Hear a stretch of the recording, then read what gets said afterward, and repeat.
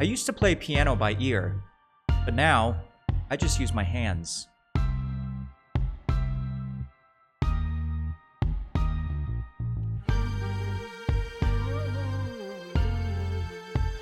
Welcome to Acquisition Pro Tips, where we seek to demystify and break down the essentials of government contracting so you can navigate the process with confidence. My name is Josh, a warranted government contracting officer, and in this episode, we are covering how to build an accurate independent government cost estimate, also known as an IGCE, what it is, why it matters, and how you can construct one that drives your entire acquisition strategy. An independent government cost estimate, or IGCE, is the government's own assessment of what it expects to pay for a requirement. It's a confidential document between the requiring activity and the contracting office and must be safeguarded. Sharing this information with vendors or anyone outside the acquisition team would compromise competition and could even violate procurement integrity rules. A strong IGCE starts with all of the major cost elements, which include labor, supplies, travel, overhead, fringe, subcontractors, G&A expenses, and profit. Each performance period, base and option years, requires its own estimate. And when requirements change, markets shift, or new information becomes available, the IGCE needs to be updated. This estimate also drives your acquisition strategy. If the estimate comes in below the micro purchase threshold, also known as the MPT, you may be able to use the government purchase card.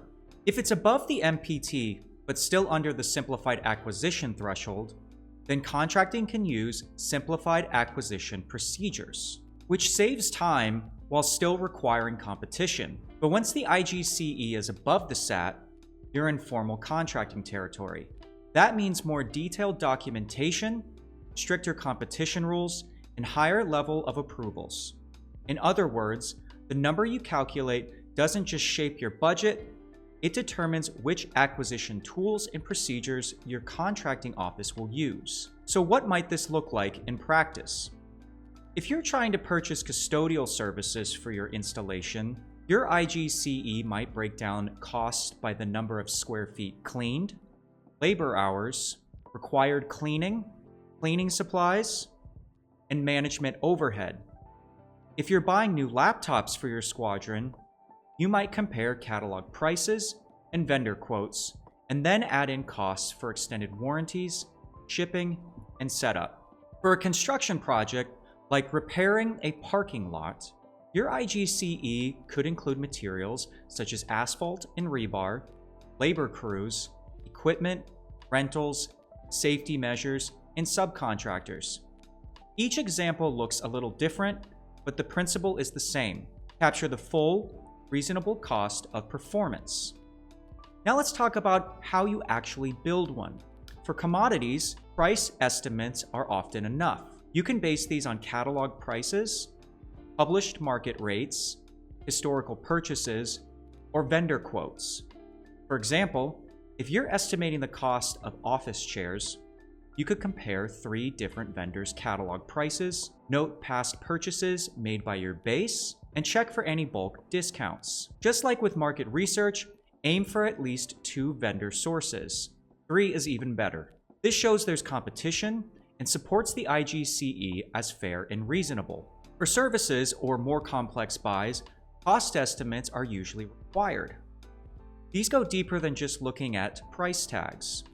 A lump sum estimate might be built by gathering input from experts who know the market, or by comparing to a past contract and adjusting for inflation or scope changes.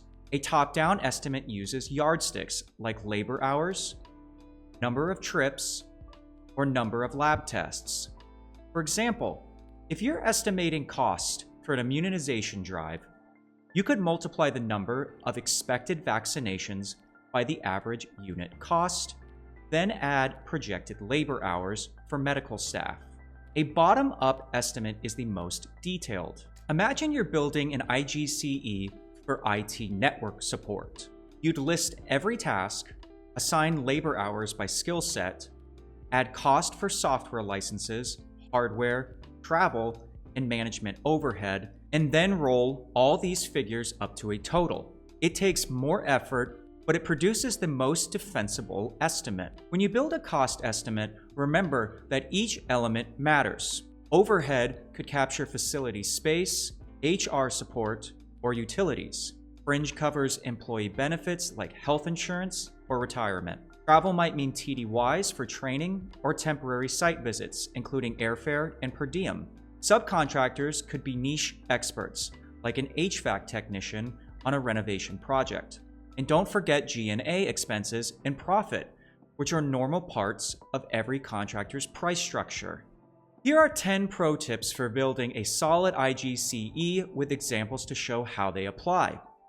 Number 1, include every cost element: labor, materials, travel, overhead, fringe, subcontractors, G&A, and profit. Number 2, use multiple data sources: catalog, historical buys, vendor quotes, and surveys.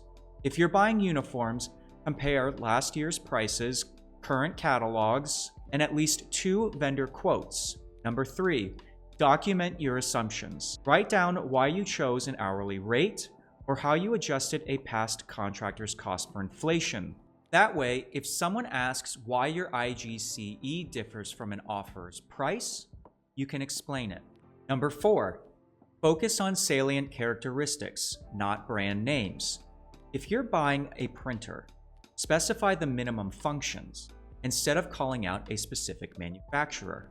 Number 5, match the type of estimate to the requirement. Price estimates work fine for toner cartridges.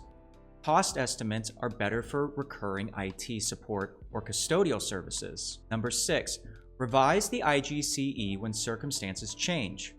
If fuel prices spike or supply chains are disrupted, update your estimate for that new reality. Number 7, never share the IGCE with vendors. That number stays between you and contracting. Number 8, don't anchor your IGCE on a preferred vendor's quote. If a local contractor gave you an informal price, use it as data, but back it up with at least 1 or 2 other sources. Number 9, use subject matter experts. If you're estimating medical services, lean on clinical staff to tell you what level of labor and equipment is really needed. Number 10, always remember the IGCE drives strategy. A well-built estimate ensures accurate budgets, gives the contracting office the right strategy, and provides a defensible basis for price reasonableness. In the end, it protects the mission, the acquisition process, and taxpayer dollars. Thank you for watching Acquisition Pro Tips. If you found this helpful, don't forget to like, subscribe, and hit the notification bell so you never miss another episode.